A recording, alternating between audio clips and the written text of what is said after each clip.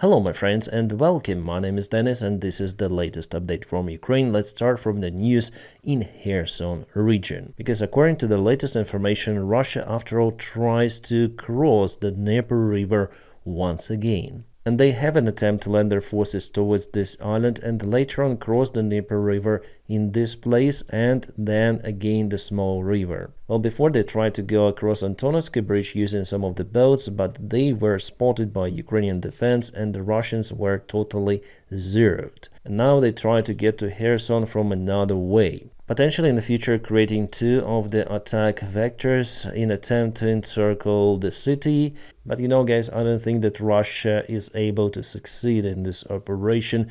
They looked at Ukrainian landing operations, for example, in Kerinky, and now they want to come out with something new from their own side. But again, the river is the huge obstacle. It basically cuts all of the possible normal supplies for the Russian forces. So the operation to encircle or to get into Kherson, such a big city without reliable supply lines, is simply not possible. Well, potentially it could be possible if Ukrainian army would just withdraw its forces from Kherson. And even in that case, Russia would struggle with their army supplies in Kherson, even without any sort of the battles. For this reason, they were actually forced to leave that part of the shore, including the biggest city they were able to occupy throughout this war, because of the logistic problems. So for me, it's really hard to understand the purpose of those Russian attacks. It seems like some of the local general decided to show that he is able to take some of the ground, to perform assault operations,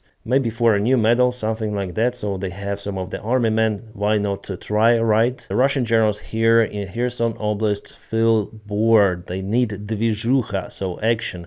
They see how their colleagues in the eastern front lines receive medals and all of the honor. And Putin said that action is a good thing, so they start some of the Davydov in Kherson region, but I honestly don't see it as a successful mission for the Russian army. Well, maybe the other reason for this move is to cause the Ukrainian army to send some of the reinforcements to this region. That's it. Alright, now to the aviation news and this Azerbaijani Embraer 190 that was shut down by Russia. It's like 100%. Yes, I'm speculating because we still don't have the initial even report from the commission, but I'm saying it as it is. There is no doubt that this airplane was shut down, and the only force which could do it in the region over Russia is Russia itself. And luckily now in some of the media sources we see the change of rhetorics relative to the crash, as well as we see some of the move from the officials who started the investigation, and they say today Azerbaijani officials already confirmed that it was the external factor which led to the crash. And the external factor in this case means missile. And guys, again, I filmed two of the big videos relative to the crash. The first one explaining what happened with the evidence, and the second one just with clarification about the recent events. Did Russia do it for purpose? I don't think so. They don't need this big scandal with Azerbaijan. But the problem that Grozny airport hasn't been closed by the time of the drone attack. So this commercial traffic was allowed to enter the Russian airspace, and that is how it was shut down, because at the same time Russian air defense was operating in the same specific spot. It basically shows that Russia is reckless with its actions, with its management of any sort of the situation. Probably the same stuff happened with Malaysian MH17 Boeing 777 of Malaysian Airlines, which was shut down over Ukraine in 2014, probably by mistake, but so far Russia hasn't recognized that they did it, even though we have the official result from the investigation commission. So in this case, I also expect the similar attitude from Russia. So I would be very surprised if they admit in the coming days that they did it. And here we are with a new update from the Flight Radar 24 service. They publish now the track which was invalid before, but based on the new received data. Here we go. But still here the part of flight is missing. It's around 36 minutes for this small area. I think they did a few of the go-rounds. Well, the eyewitnesses report about 2 of the go-rounds in Grozny because of the marginal weather, and because of the GPS jamming, crew wasn't able to perform air-nav approach. In some of the cases, you may perform actually air-nav approach even without GPS, but you have to have the solid update from several of the DME transmitters. But from what I understood in Grozny, this is not possible. So you need to have GPS for air-nav approach, and because it was absent, the only option for the crew was to conduct the NDB approach. The ILS, Precision Guidance Approach, wasn't available by the time. So the aircraft was hit in this area. Initially it flown normally, but here the problems start to appear, and we see that aircraft had some of the problems with the lateral guidance as well as the vertical guidance. And there was also depressurization, because there was the video shared that the masks drop in the cabin compartment. There was also the speculation of why they diverted to Aktau airport of Kazakhstan. Euronews and Reuters published the information relative to Azerbaijani officials that Russians closed their airports for the emergency traffic, like in Grozny and Makhachkala. That's why the airplane was forced actually to go to Aktau. But as for me, as for the airline pilot, I don't find the situation real actually. If you are in distress, you declare emergency. Under any sort of the circumstances, you land where you want to land. It's the pilot's solo decision, and air traffic control should do everything to help you. Well, we understand that everything might happen in Russia. That's why we should wait for the investigation team to provide us with reliable information. They already recovered the flight data recorder and cockpit voice recorder, which also records the communication between the flight crew and air traffic control, so we'll see for sure real picture. So I will trust now the conspiracy theory that Russia pushed this airplane out from their airspace, not allowing it to land, just for the airplane to crash land in the water. That's how they wanted to hide the evidence of the wrongdoing, but actually I don't think so. First of all, this sea is not the ocean, it's not big. The aircraft is equipped with emergency locator transmitter, and you can easily find it in this place. The northern part of the Caspian Sea also is not that deep. The deepest part is here, but airplane wasn't flying there, it was flying through this route. As you may check it out again on this published map, so all of the black boxes will be or would be recovered in that case. Also the airplane parts with the same shrapnel, so for Russia actually it's not profitable to let the airplane go out of their airspace. For the Russian side, it would be way better for the airplane to land somewhere, or crash land in this case, on their own territory in Russia, because in that case they would be in charge of this investigation according to the international rules. So they would have the access to all of the black boxes, to the airplane, to everything, and they might come out with their own conclusion, blaming even Ukraine in this case. So actually landing in Kazakhstan was a good thing, and not just for the possible investigation, but also for the safety of the passengers, because the area in Aktau, well, it's quite flat and there are no many settlements, no villages. The airport is remote, plus the weather was also much better in Aktau. The visibility was more than 10 kilometers. So as a pilot with that kind of the emergency, then you cannot control the airplane because the Russian missile kicked out of the hydraulics of the airplane, and the only way to fly is to manipulate with the engine thrust. In that case, you need good visibility, and for safety you need flat terrain.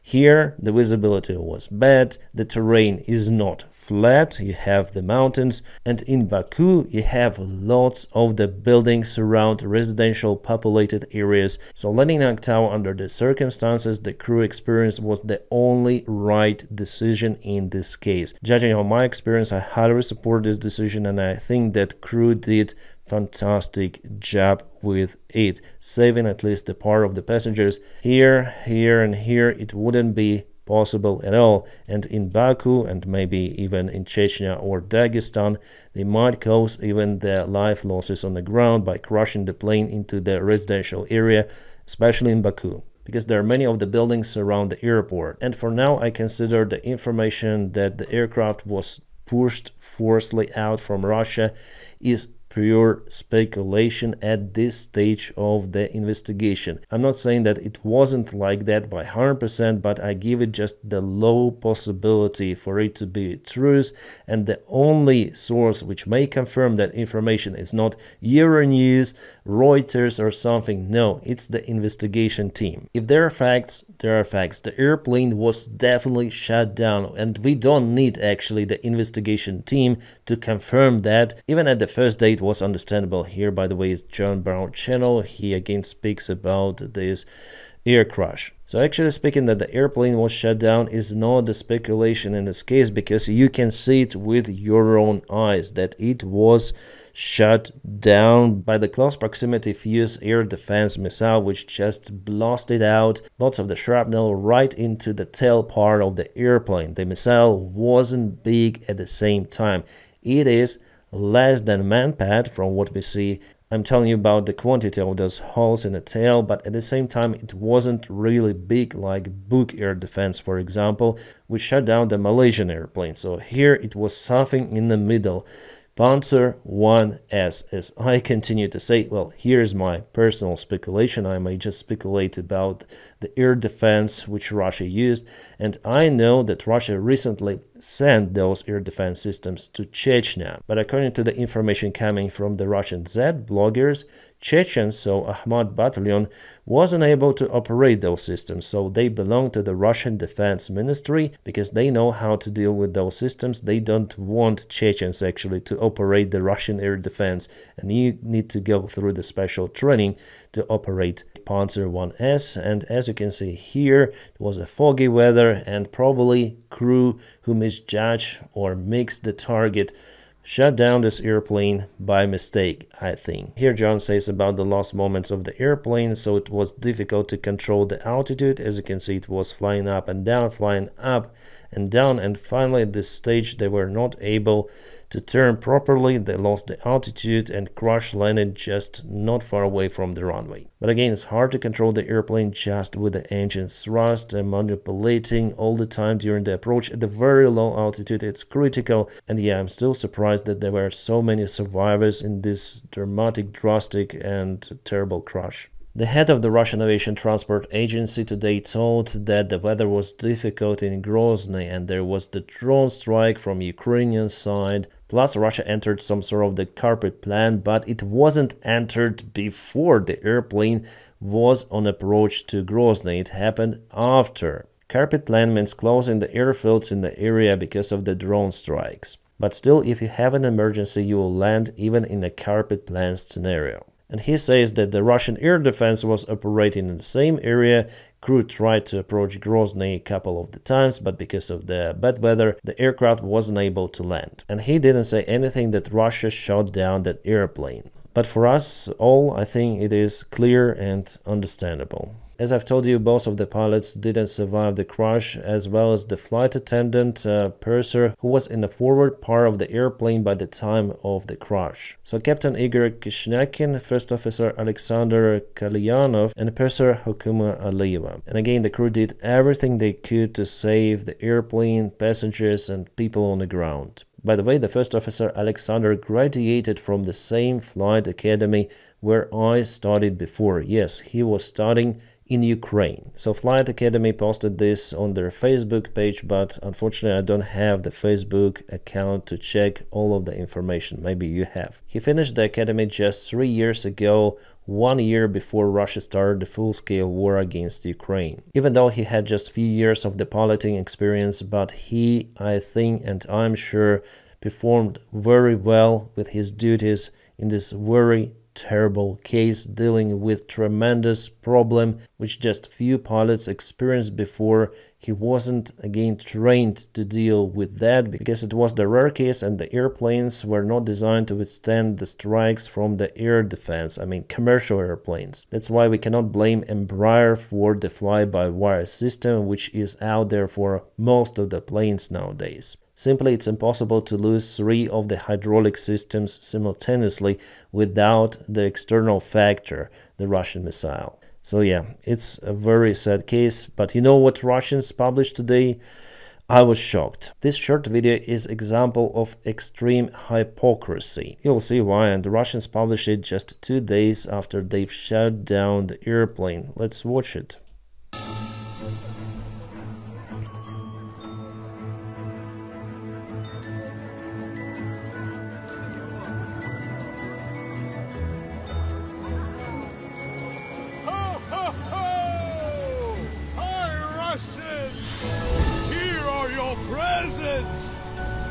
Happy New Year!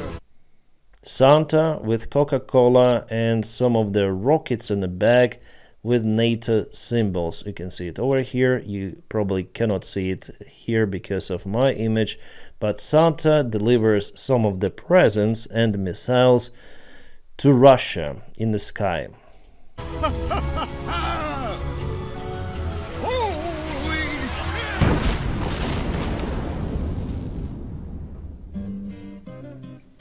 Все? Все. Цель уничтожена. Правильно. Не нужно нам ничего иностранного в нашем небе. С Новым годом! И тебя, дед. Всех с Новым годом. They've shut down Santa with their air defense, and they put their Ded Moroz, so Uncle Frost or Old Man Frost you may call him, to this air defense module together with a Russian soldier.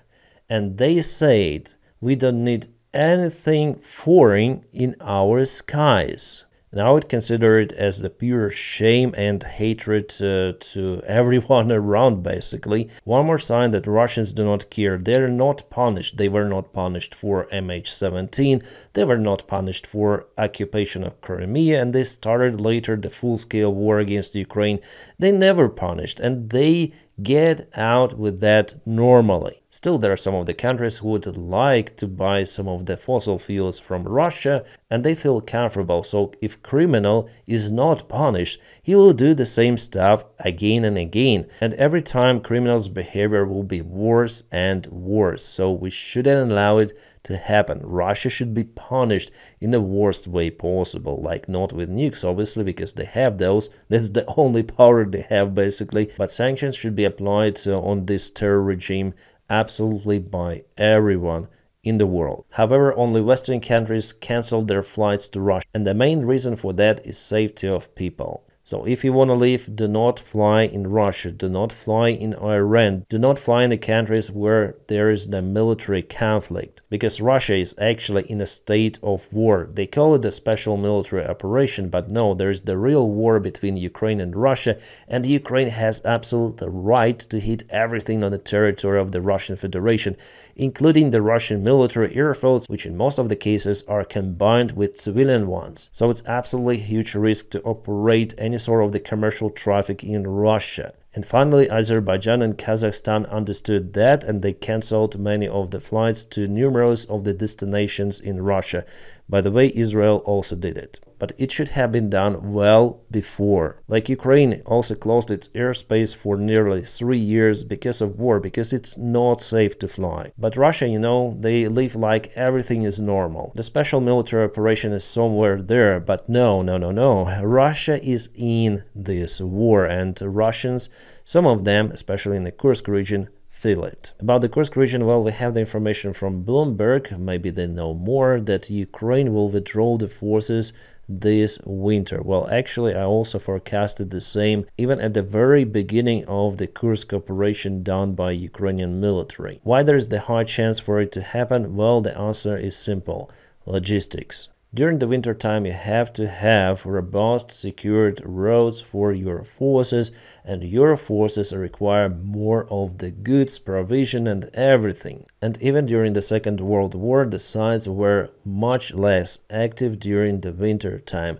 The main thing during winter is to collect enough resources for the summer campaign. By the way, this year is way more successful for Ukraine in that matter compared to what it was the previous one. Because now there is the boost in military support of Ukraine, first of all from the United States of America. Ukraine will soon obtain the new military package for $1.2 billion United States dollars, so Joe Biden's administration tried to send as much stuff as possible to Ukraine. This is a good thing, and Ukraine will be able to defend itself I would say in the beginning of 2025. And you know, Chancellor Scholz is sure that Donald Trump will continue to support Ukraine. He says that Trump is interested in strong Ukraine. Well, we'll see. I hope Scholz is right. By the way, guys, today I just gave the interview to Kyiv Post. I said about the same stuff that I say to you in this video, but you may also check out this source. It's kind of interesting. There were some of the speculations about the Russian ruble and how the Russian currency actually gained some of its value for the last months, but today the central bank decided to open the trades, so ruble in a matter of hours returned back to 105, and today it was registered up to 107 rubles per a single dollar, and I predict that the next year will be very bad for the Russian currency. So the Russian patriots were happy not for a long time. Guys, this is kind of the rare video showing why Russia started its special military operation against Ukraine. All of that is because of this holy grail for Russians. Yeah, obviously I'm partially joking, but just partially, because those cases happen quite often. I mean, looting of toilets, washing machines, and all of the stuff around. Russia does it again and again. Their soldiers are barbarians, like in old empire times, like those Mongols who conquered the vast part of the continent of the Eurasia. They did exactly the same stuff, but it was a long time ago, and modern day Mongols are way more intelligent than average Russian soldiers. Guys, I monitor social media kind of precisely, and also I check out the information from the Russian channels. Now I've decided to make a list of why they think they attack Ukraine. Could be kind of interesting, especially then this year is coming to an end. So Russia attacked Ukraine because of the NATO expansion. Russia attacked Ukraine because Ukraine didn't follow Minsk agreements. Russia attacked Ukraine because Ukraine suppressed the Moscow Orthodox Church. Russia attacked Ukraine because Ukraine attacked Donbass in 2014. Russia attacked Ukraine because Ukraine attacked Donbass in 2022. Russia attacked Ukraine because Ukraine was bombing Donbass for a long 8 years. Russia attacked Ukraine because Ukraine has a Nazi regime. Russia attacked Ukraine because Ukraine has a fascist regime. Russia attacked Ukraine because Ukraine is controlled by Jews. Russia attacked Ukraine because Ukraine is controlled by Anglo-Saxons. Russia attacked Ukraine because Ukraine cancelled the Russian language. Russia attacked Ukraine because Ukraine demolished Lenin monuments. Russia attacked Ukraine because Ukraine is anti-Russia. Russia attacked Ukraine because Ukraine built some of the labs on its territory with mosquitoes, which might do some of the harm to Russians. Russia attacked Ukraine because Ukraine is part of Russia. Russia attacked Ukraine because Ukraine wanted to attack Russia. Russia attacked Ukraine because Ukraine stole Russian gas. Russia attacked Ukraine because Ukraine wanted to allow NATO bases in Ukraine. Russia attacked Ukraine because Russia was saving Ukraine from the Western occupiers. Russia attacked Ukraine because of the Maidan in 2004. Russia attacked Ukraine because of the Maidan in 2014. Russia attacked Ukraine because Russia is against LGBT. And Russia attacked Ukraine to restore the Soviet Union. You may add this list with your own, at least those reasons I was able to find from the Russian channels, from the Russian propaganda media. But maybe after all, Russia attacked Ukraine because they wanted to attack Ukraine. It's the imperialistic aggressor country. One more fantastic video, by the way, shared by the Russian propaganda, and how they see their life in Crimea in the future perspective. Then they'll conquer the world. Генрих, ну я тебе русским языком говорю, на себя тяни. Ja, natürlich, Leiter. Ich mache jetzt. It's like everyone should work for Russians now. They should be Russian slaves. Guys, sorry, I had to mute it over here because there is the copyright music on the background. And this guy over here, he's like from Birmingham. Yeah, the taxi driver is the English guy. Here his name is Drew Curtis, so the passenger asks the taxi driver how he likes Russia, and Drew answered, "Yeah, I like it here."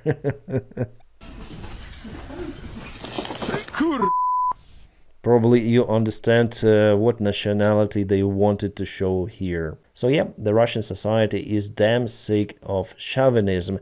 Everyone is bad, they're the best, and everyone should serve them elsewhere. That's the reality, that's how they think, and that is why they have dictator in power.